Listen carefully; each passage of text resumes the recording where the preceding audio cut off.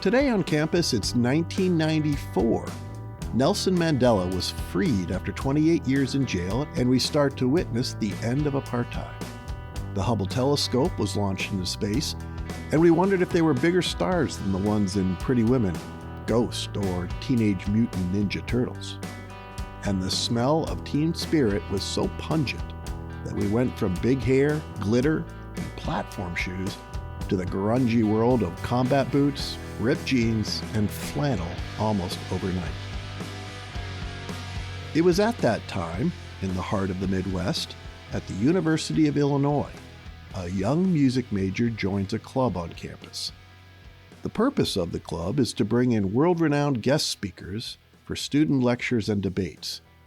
And as one of her first assignments, this young coed is to host one of the most intimidatingly famous women of that era, an icon.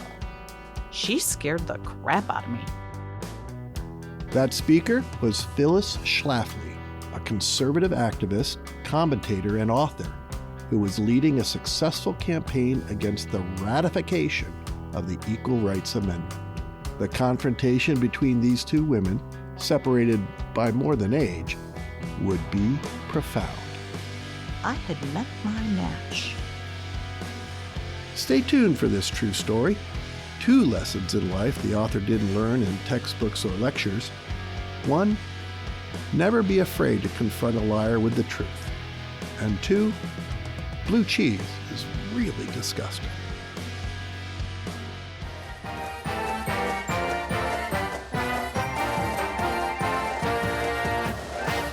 This is Once in College.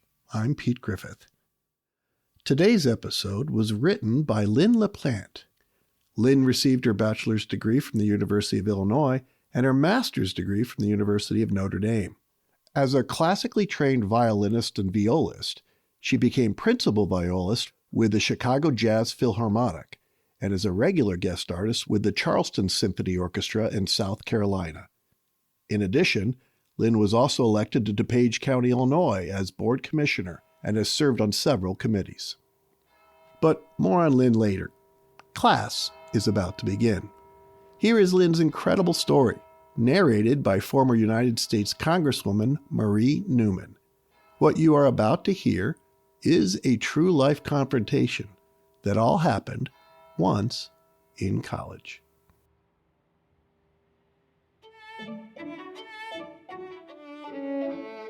Hearing the news that Phyllis Schlafly had passed away at the age of 92 brings up a bizarre memory that was burned into my brain.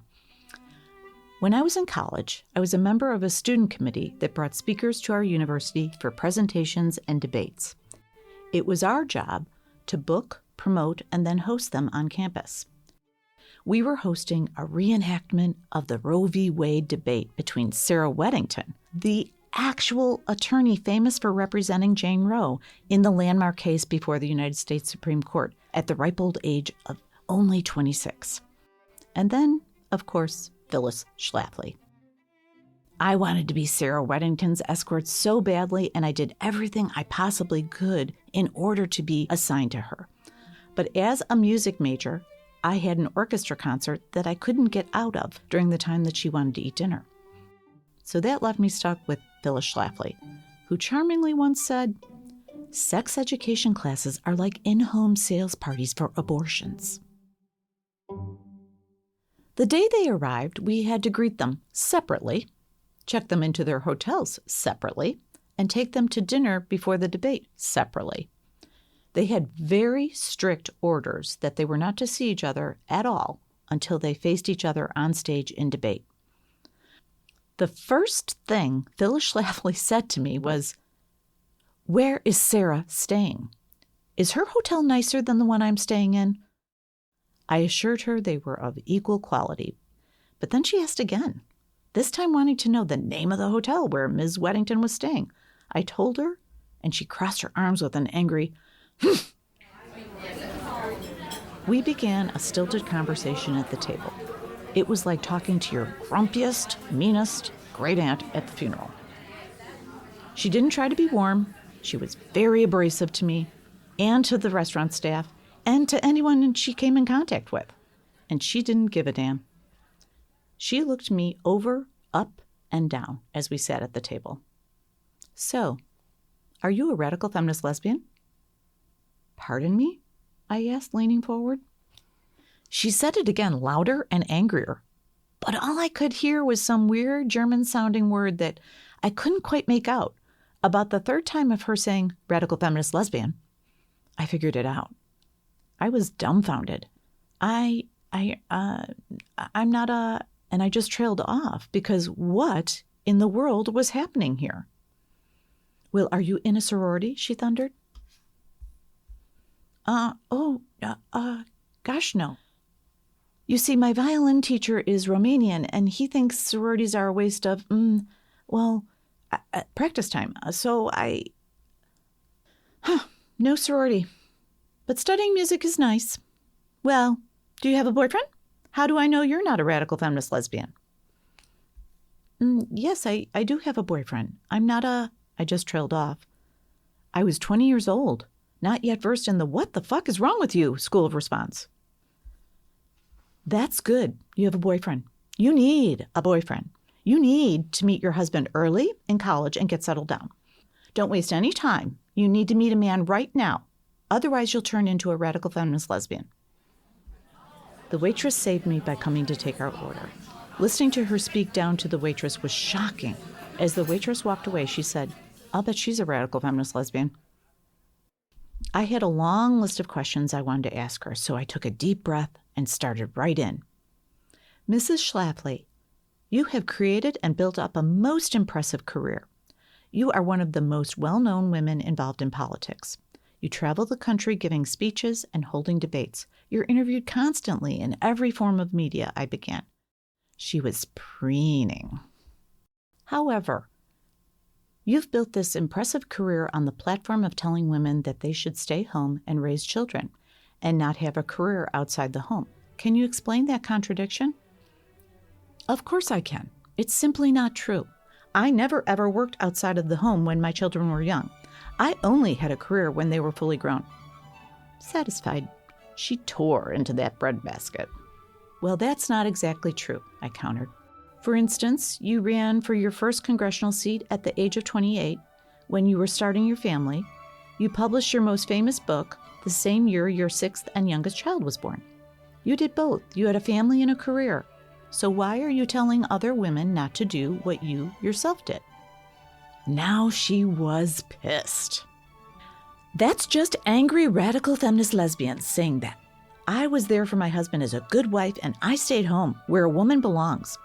Only after they were raised did I do anything outside the home, she hissed. Our salads arrived, and she seemed to calm down. She was bald-faced lying to me about her career, and I wanted to go at it again. The waitress put down my salad in front of me, and I took a bite while thinking about my next move. Ugh, disgusting. It was blue cheese dressing, which to me tastes like an upper respiratory infection. I was about to say something to our waitress, who was still standing nearby, when Phyllis let out a loud, put-upon, exasperated sigh. This salad has ranch dressing on it.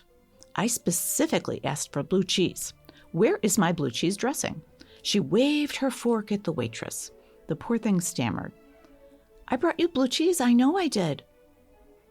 I've always been pretty confident and self-assured as an undergrad.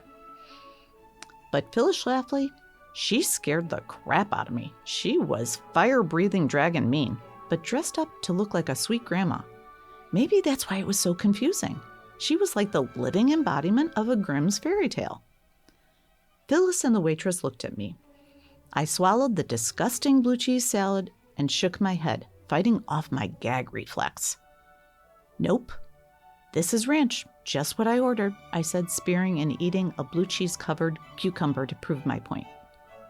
Are you sure, said Phyllis Schlafly, leaning over the table and staring at my salad, that you don't have my blue cheese salad? Are you sure? I'm sure, Mrs. Schlafly, this is ranch. Now I started lying. I couldn't stop. Apparently, this was the blue cheese-covered hill I chose to die on. Phyllis scolded the waitress some more and demanded a manager bring her out a salad covered in blue cheese. Then she turned to me and said, "These radical feminist lesbians, you just can't trust them." I turned our conversation away from salad dressing and worked up my nerve to ask her more questions. Mrs. Schlafly, you literally made a career out of trying to dismantle the Equal Rights Amendment. You worked to prevent other women from the right to work. You worked to prevent women from the right to equal pay. You actually worked outside the home while you were raising children, while telling other women to stay home and get out of the workforce. How do you defend what it is you have done and what you are doing? Again, she shook her head and pointed her fork at me. I did not hold a job. I volunteered. I was a housewife to my husband. I stayed at home and raised my kids. I did not work outside the home until they were all grown.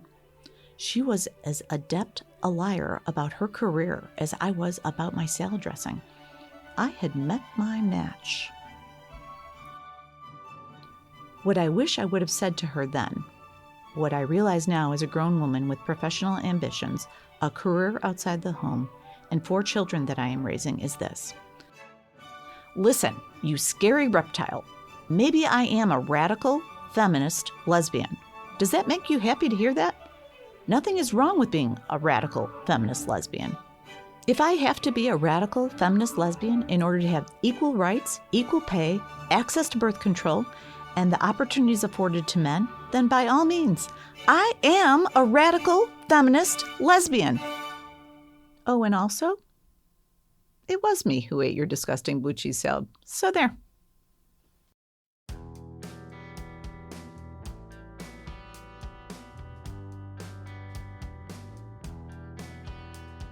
Today's episode was produced by Marie Newman, Rob Wallace, and myself, with a special shout out to Michael Henry for his sound design and engineering on this episode. A follow-up to this story will be available to our subscribers. Can't say much about it here, but it's definitely one worth hearing. If this story conjured up a tense or funny confrontation you had in college, we'd love to hear about it. Leave us a comment or two, or visit us at onceincollege.com and connect with us there. We're looking for those types of unique or unusual college experiences. The kind of stuff that wasn't taught from a book or in a lecture. Oh, which reminds us, we want to say thanks again to Lynn LaPlante for sharing her incredible story, reminding us that everyone, at one point or another, has wanted to go back in time to say what they really wanted to say to someone. We know we have. We also want to personally remind everyone that not all fromage is created equal. All we are saying is, give blue cheese a chance. Thanks again, Lynn, for sharing your incredible story. You can find out more about her and read more about her and her insights on Substack or in our description online. If you liked any of this, give us a like or share this episode with someone you may have done something crazy with back in the day. And if you want to hear our upcoming stories the moment they come out, as well as some bonus content that usually provokes a good chuckle or at least one swear word under our breath, please subscribe to our podcast. It really helps us more than you'd ever think. More than our GPAs ever did. Until then, I'm Pete Griffith, back next week with more stories like this, all from a time once in college.